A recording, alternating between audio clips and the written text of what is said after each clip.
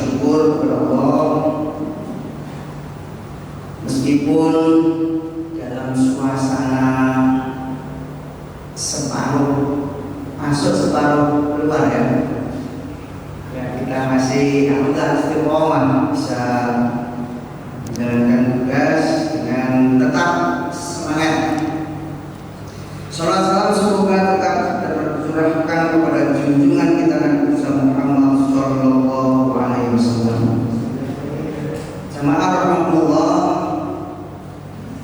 saya ditugasi oleh takmir mushola untuk menyampaikan hutum pada kesempatan ini dengan tema Tazkiyatun Nafs. Tazkiyatun Nafs merupakan suatu upaya penyucian jiwa atau pembersihan jiwa dari penyakit-penyakit yang melekat di dalam hati. Nah, sebagaimana Rasulullah bersabda yang diriwayatkan oleh Imam Bukhari dan Muslim, ala wa inna fil jasadi mudghah idza syarhal jasadu kullu wa idza fasadal jasadu kullu ala wajal qalb. Ketahuilah sesungguhnya dalam tubuh manusia itu ada segumpal daging. Jika segumpal daging itu baik, maka akan baik seluruh tubuh manusia. Dan jika segumpal daging itu buruk, maka akan buruk seluruh tubuh manusia. Ketahuilah bahwa segumpal daging itu adalah hati. Nah, menurut klasifikasi dari Imam Al-Ghazali, hati itu terdiri dari 3. Yang pertama disebut sebagai qalbun marid, yaitu hati yang sakit. Hati yang sakit itu yaitu hati yang di dalamnya ada penyakit-penyakit hati seperti sombong, ria, ujub, dengki, iri hati dan sebagainya. Lalu yang lebih parah lagi adalah qalbun mayyitun, hati yang mati. Hati yang mati ini sudah tidak lagi bisa mendengar suara kebenaran, sudah bagaikan batu, tertutup dari suara-suara hidayah Allah. Suara-suara yang mengajak kepada kebenaran itu sudah ditampilnya. Inilah hati yang sudah mati. Yang ketiga adalah hati yang ikhlas, qalbun salim. Qalbun salim itu digambarkan sebagai hati yang bisa menerima semua kebenaran yang datang kepadanya. Jadi disentuh dikit sudah tergetar, disentuh dikit sudah bisa merasakan. Di dalam surat Al-Anfal misalnya Allah berfirman, innamal mu'minuna alladzina idza dzukirallahu wajilat qulubuhum wa idza tuliyat alaihim ayatuhu zadatuhum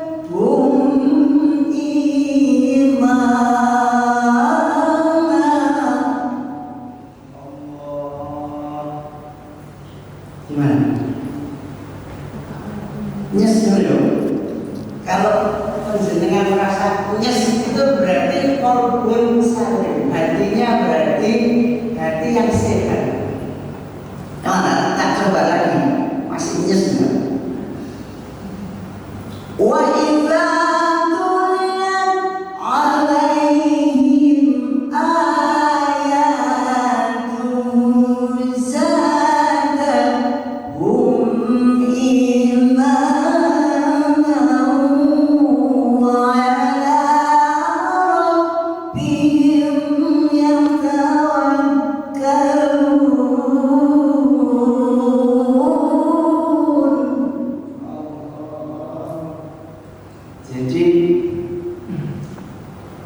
Artinya orang yang beriman itu apabila mendengar suara Allah tersebut maka bergetar.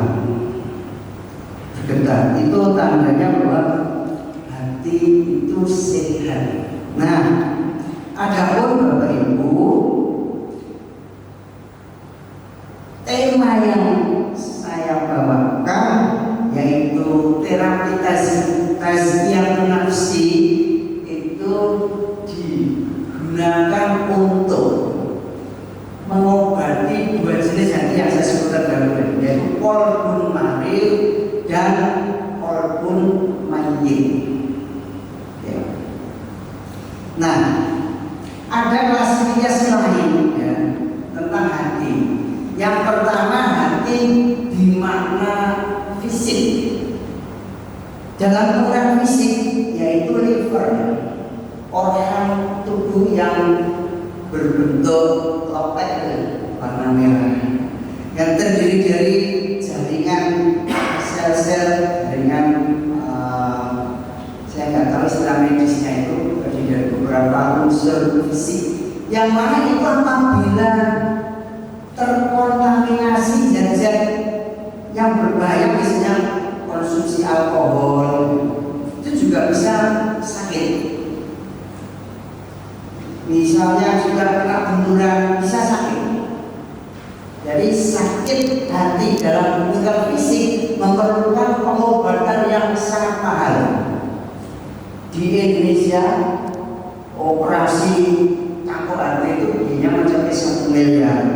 Di Korea dan Cina sekitar 3-5 miliar. Yang paling murah di India, saya lihat di Google tadi, itu kisaran 0,5 miliar operasi hati. Meskipun segitu ya mahal itu untuk mengobati penyakit hati dalam arti fisik. Nah, yang kedua, hati dalam arti rohani, yaitu hati yang menjadi epicentrum kesadaran manusia, yang bisa merasakan senang, gembira, bahagia, susah, duka, sapa, galau, benci, sakit hati, rindu dan sebagainya. Itu hati dalam pengertian rohani. Nah, inilah yang diterapi melalui tazkiyatun nafs. Tapi kalau hati dalam arti fisik tadi, terapinya adalah terapi medis yang biayanya mahal. Adapun kalau sakit hati itu yang sakit adalah rohaninya, maka terapinya adalah tazkiyatun nafs. Nah, dasarnya adalah gini Bapak Ibu, ini argumen yang paling mendasar. Mengapa manusia harus selalu membersihkan hati? Karena Allah Subhanahu wa Ta'ala itu adalah zat yang maha suci, maha bersih, dan Beliau sangat mencintai orang-orang yang selalu membersihkan atau menyucikan diri. Sebagaimana firman-Nya dalam surat Al-Baqarah ayat 222. Ini insya Allah panjenengan kamu hafal. Innallaha yuhibbut tawwabina wa yuhibbul mutatahhirin. Sesungguhnya Allah mencintai orang-orang yang taubat dan orang-orang yang menyucikan diri.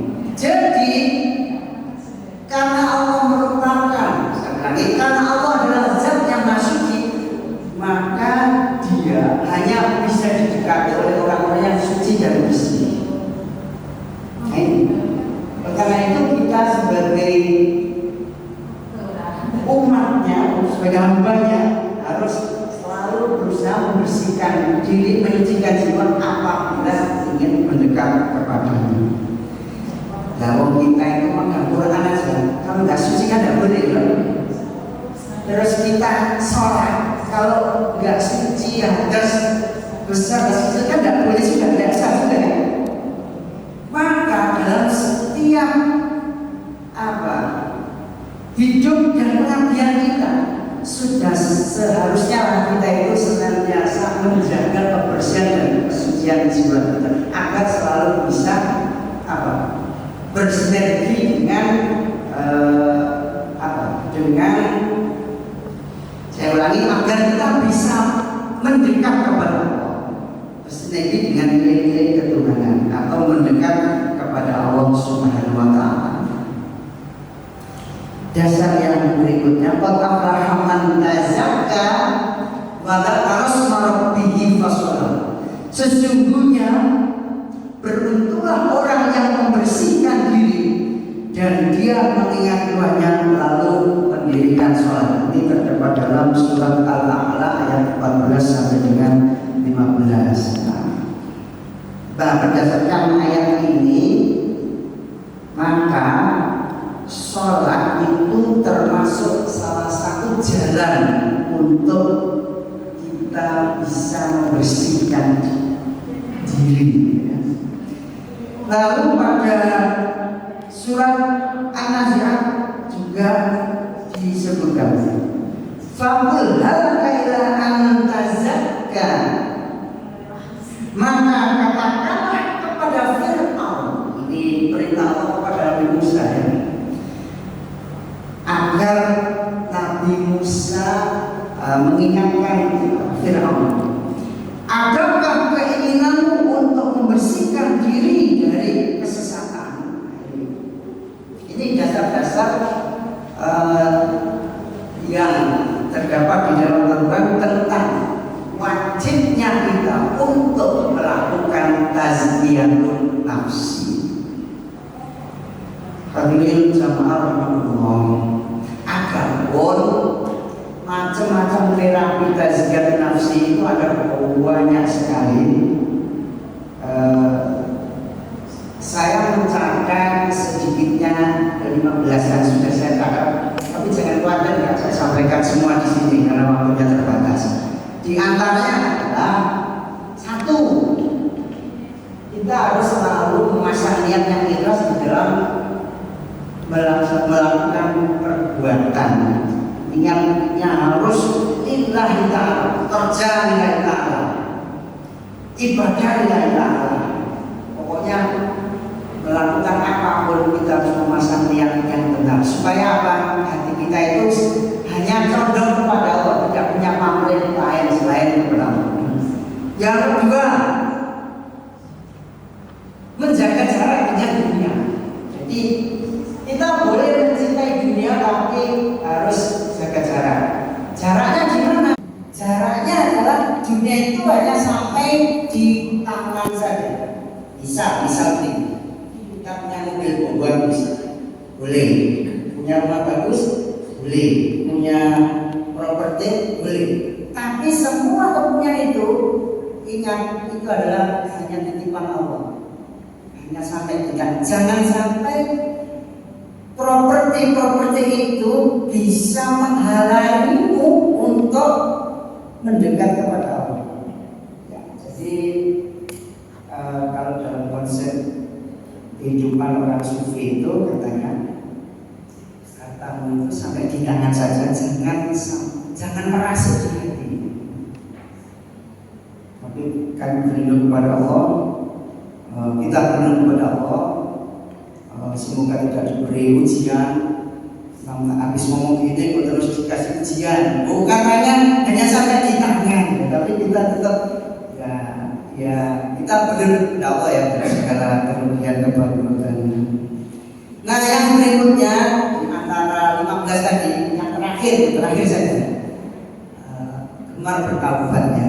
Ini mumpung puasa sudah sepertiga yang terakhir, di mana dalam sepertiga terakhir itu Allah akan membebaskan orang yang bertakwa dari api neraka. Maka mari kita manfaatkan untuk memperbanyak istighfar, taubat kepada Allah. Ya, semoga kita memperoleh pengampunannya dan kita akan menyambut Idul Fitri dalam kondisi suci bersih, bagi yang baru dilahirkan. Terima kasih.